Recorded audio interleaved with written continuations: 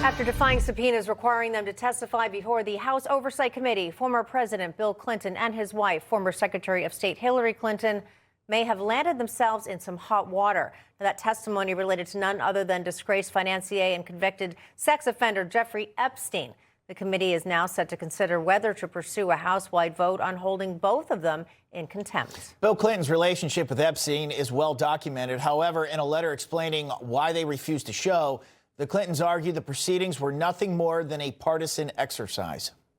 And though most Democrats have remained tight-lipped on the situation, when confronted by a reporter on Capitol Hill, Democratic Congressman from California Ted Lieu said that, quote, everyone should comply with a congressional subpoena.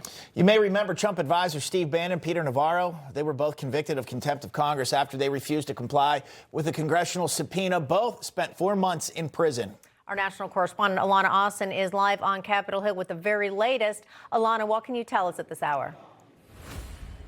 Hey, good afternoon, Katrina and Bob. And the breaking news is that the 2 criminal contempt of Congress resolutions against former President Bill Clinton and ex-Secretary of State Hillary Clinton now advance to the full House of Representatives. We just saw a bipartisan vote signaling that is going to move forward within the next 2 weeks. Just requires a simple majority to move on to the Department of Justice for criminal referral. Here's what Chairman James Comer had to say. Basically, their investigation into Jeffrey Epstein and Ghislaine Maxwell's abuse scandal is ongoing, and he says the Clintons are standing in the way of that work.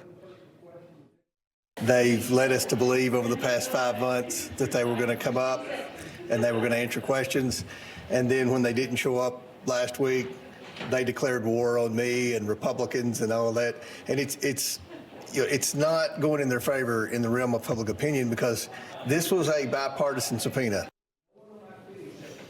So Comer says they have not found any evidence that the Clintons conducted any wrongdoing involving Epstein, but Comer says their investigation discovered Epstein visited the Clinton White House at least 17 times, plus 27 plus trips aboard Epstein's private plane post-presidency.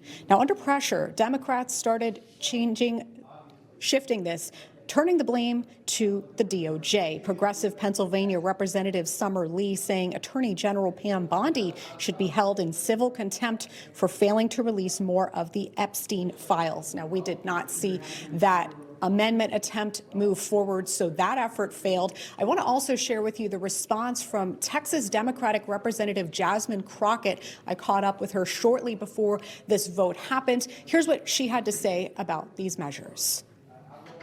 What do you think should happen with the contempt resolutions against the Clintons? Do you support that? I am going to continue to listen to debate because I think that that's what it requires.